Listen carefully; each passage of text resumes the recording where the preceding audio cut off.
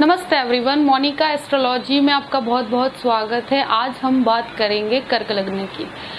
कर्क लग्न वालों के लिए नवंबर के महीने में किस तरह की स्थितियां हैं और हमें किन चीज़ों का ध्यान रखना है, ये मैं आपको पूर्ण रूप से बताऊंगी। देखिए, कर्क लग्न और लग्न का स्वामी होता है चंद्रमा, और चंद्रमा बहुत अलग अलग दिन अलग अलग जगह पर अलग अलग नक्षत्रों में भ्रमण करता है, तो इनके स्वभाव में भी काफ़ी फ्लक्चुएशंस रहती हैं। ये चीज़ बनी हुई बात है।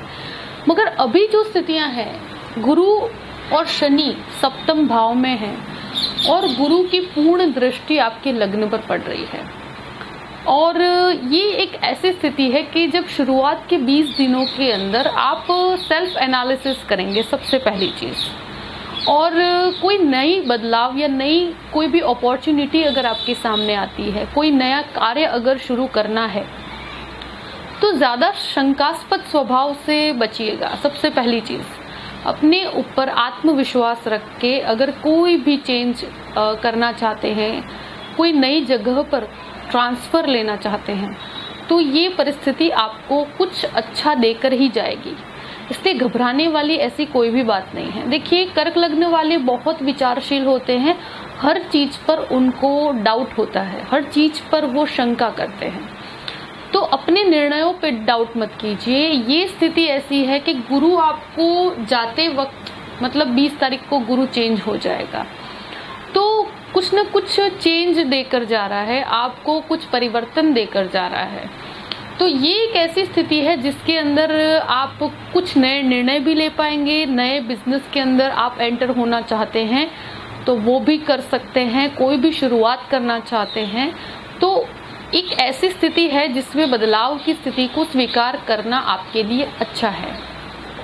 द्वितीय भाव का स्वामी सूर्य होकर आपके चतुर्थ भाव में है, और वो भी मंगल और बुध के साथ। जब ऐसी स्थिति होती है तो देखिए, घर के अंदर, क्योंकि चतुर्थेश होकर वो द्वितीयेश होकर वो चतुर्थ भाव में है, तो ये कैसी, और वापस डाउन पोजीशन यानी कि नीचस्थ आधार को लिए हुए है। तुला राशि के अंदर सूर्य नीचस्थ होता है, तो शुरुआत के 15 दिनों में घर के अंदर कोई भी प्रकार के डिस्प्यूट से बचिएगा। सबसे पहली चीज, गुरु जब अष्टम में 20 तारीख को आ जाएगा, 20 नवंबर को, उसके बाद उसकी पूर्ण दृष्टि आपके सेकंड हाउस पर पड़ेगी।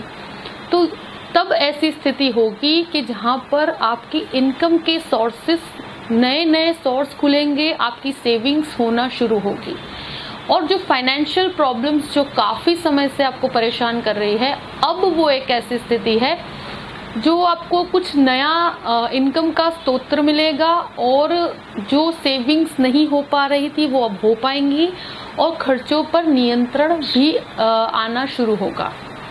तो ये एक ऐसी स्थिति है। प्लस तब तक किसी भी घर के डिस्प्यूट में ज़्यादा इन्वॉल्व मत होना।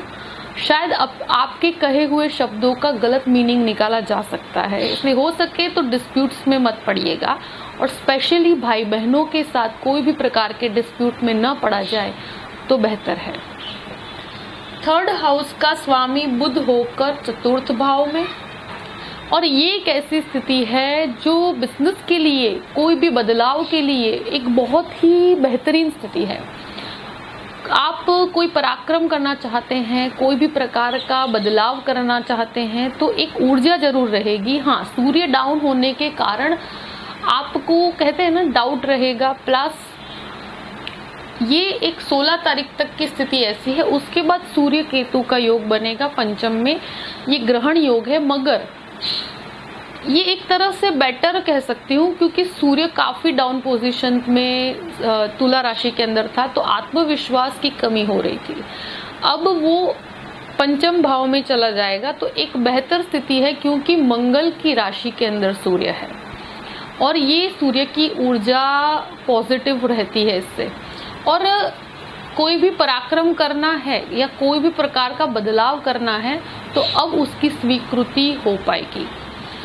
चतुर्थ भाव में मंगल, बुध और सूर्य की युति है। ये चतुर्थ भाव सुख का भाव होता है, एक मानसिक शांति का भाव होता है, जिसमें मानसिक शांति बिल्कुल भी नहीं है।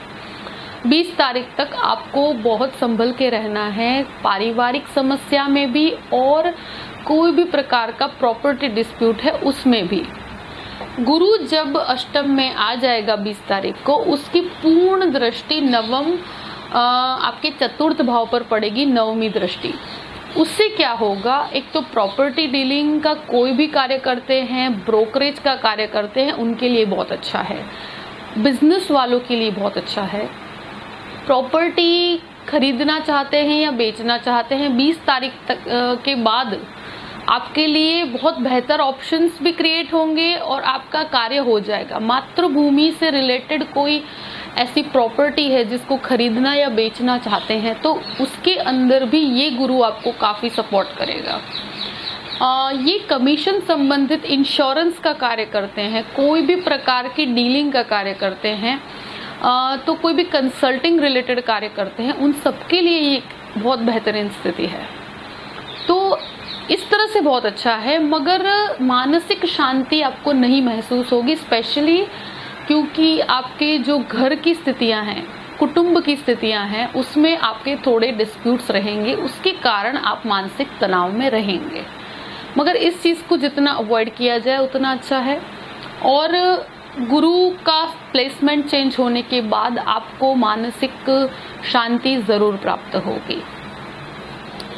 पंचम भाव में केतु है अनुराधा नक्षत्र में, और सूर्य 15-16 तारीख के बाद आपके पंचम भाव में आ जाएगा। ये एक ऐसी स्थिति है, शेयर मार्केट्स वालों के लिए बहुत बड़ा कोई बदलाव करने से बचिएगा, ये एक बेहतर स्थिति नहीं है। स्टूडेंट्स के लिए, लाइक इंजीनियरिंग के स्टूडेंट्स के लिए बहुत अच्छा है, टेक्निकल एजुकेशन लेने वालों के लिए बहुत अच्छा है।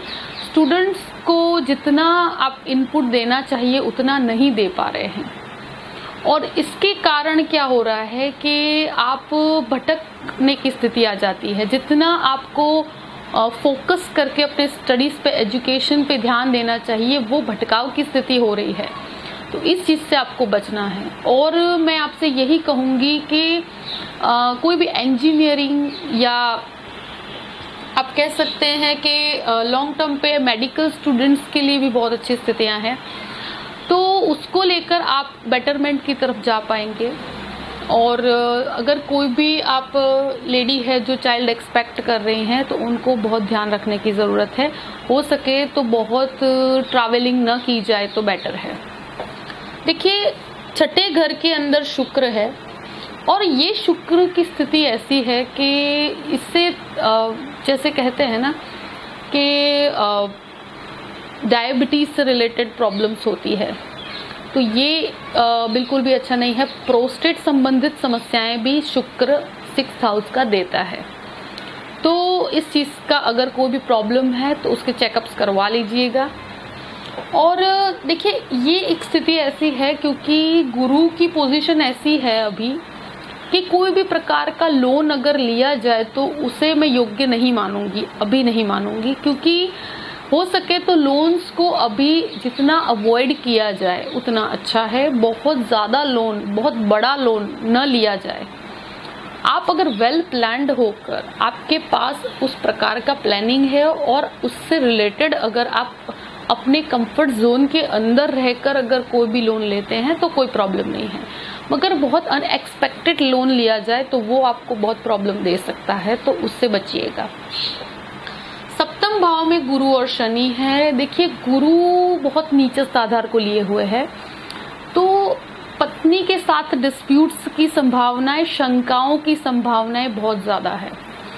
देखिए, शनि जो है आपके पूर्ण रूप से सप्तम भाव में स्थित है, और गुरु 20 तारीख को यहाँ से चला जाएगा। तो ये एक ऐसी स्थिति है जो गुरु शनि का योग है। ये बिजनेस की शुरुआत के लिए बहुत अच्छा है। पार्टनरशिप में अगर अपनी वाइफ के साथ पार्टनरशिप करते हैं तो बहुत अच्छा है।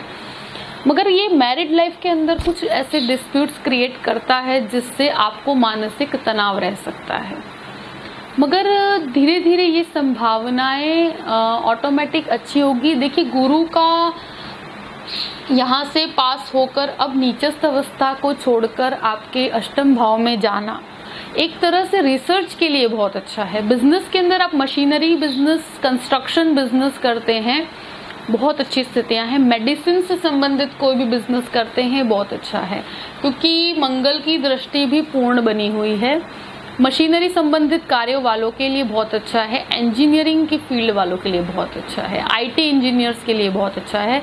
मगर गृहस्थ जीवन को संभालना आपको थोड़ा सा कठिन होगा, क्योंकि नीचस्थ आधार को लिए हुए गुरु बैठा है। तो कुछ ऐसे डिस्प्यूट्स हो सकते हैं, पर बहुत ही शांति से आप अपने कार्य को कीजिएगा। देखिए, गुरु आपको तो बहुत पॉजिटिव ऊर्जा दे रहा है, क्योंकि उच्च की दृष्टि है, मगर वो बैठा सप्तम भाव में नीचस्थ आधार को लिए हुए है। और एक तरह से शनि स्वगृही है, मगर गुरु नीचस्थ है, तो यहाँ पर कुछ डिस्प्यूट्स क्रिएट हो जाते हैं। देखिए, अष्टम भाव के अंदर गुरु 20 तारीख को यहाँ आ जाएगा। ये रिसर्च के लिए बहुत अच्छा है। आप कोई भी प्रकार का आध्यात्मिक चिंतन करते हैं, उसमें ये आपको काफी मदद करेगा। आप किसी चीज के अंदर डीप तक जा पाएंगे।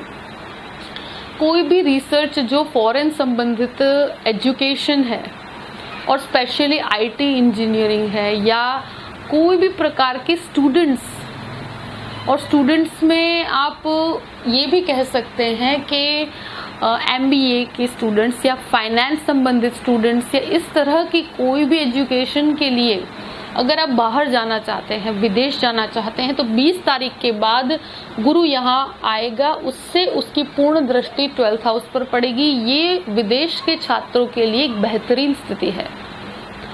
और इस तरह का कोई भी कार्य जिसमें आपको रिसर्च करना है, तो उसके लिए एक बहुत अच्छी स्थिति है। देखिए, यहाँ पर नवम भाव का स्वामी गुरु होकर आपके अष्टम में जा रहा है। तो यही है कि विदेश के अंदर जाकर कोई भी प्रकार का वीजा के लिए अप्लाई कर रहे हैं, या उसमें भाग्य का सपोर्ट आपको विदेश के मामले में जरूर प्राप्त होगा। हाँ, यात्राओं में थोड़ा सा आपको विघ्न आ सकता है। लाइक आपको यात्रा करना चाहते हैं स्पिरिचुअल, तो वो पोस्टपोन हो सकती है आपकी। मगर देखिए, ये लॉन्ग टर्म पे एक तरह से कहा जाए तो ये गुरु का दृष्टि आपको विदेश यात्रा जरूर करवा सकता है। देखिए, दशम भाव के अंदर मंगल की पूर्ण उच्च दृष्टि पड़ी हुई है, तो इनकम के स्तोत्र अब आपके लिए खुलेंगे। डरने की कोई बात नहीं है। कोई भी नया बिजनेस शुरू करना चाहते हैं, बेझिझक होकर कर सकते हैं, उसमें डरने वाली कोई भी बात नहीं है। अगर दशाओं का, अंतरदशाओं का सपोर्ट रहा तो ये एक बेहतरीन स्थिति रहेगी आपके लिए।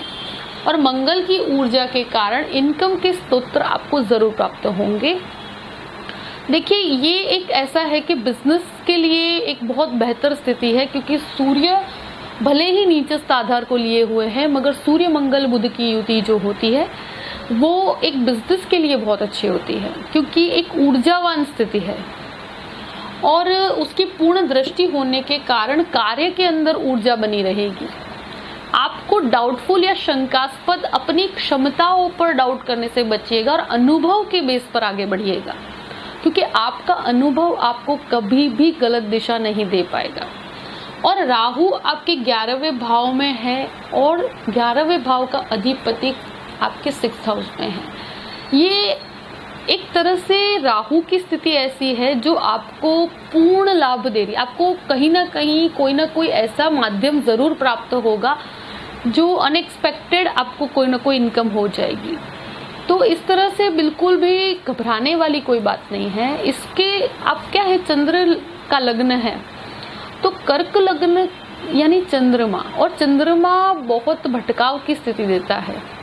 अगर आपके हॉरोस्कोप में 6, 8, 12 में चंद्रमा स्थित होगा, और अगर आपका कर्क लग्न होगा, तो ये बहुत भटकाव की स्थिति देता है, यानी कि आप हर चीज में कंफ्यूज्ड रहेंगे। तो आपके लिए श्रेष्ठ है कि आपको प्रदोष का व्रत जरूर करना चाहिए। देखिए, प्रदोष का व्रत मैं क्यों कह रही हूँ, क्योंकि प्रदोष करने से एक शिव की कृपा प्राप्त होती है, और कर्क लग्न वालों के लिए ये एक बहुत ही बेहतरीन रेमेडी है, तो ये आप जरूर कीजिएगा। 12th हाउस का अधिपति बुध होकर चतुर्थ में। देखिए, विदेश का कोई भी कार्य आपका नहीं अटकेगा, और गुरु की स्थिति चेंज होने के बाद आपको जो खर्च के, सबसे बड़ी चीज, आप खर्च के कारण काफी परेशान हैं। आपके खर्चे इतने ज्यादा हो गए हैं, तो उसके कारण आपको काफ़ी घबराहट महसूस हो रही है। मगर ये गुरु जो आपका 20 तारीख को चेंज होगा वो खर्चों पर कंट्रोल भी लाएगा। हाँ, विदेश से वीज़ा रिलेटेड कोई खर्च हो सकते हैं और उसके अलावा अगर कोई खर्चे हैं तो उनके ऊपर भी ये गुरु का पूर्ण नियंत्रण रहेगा।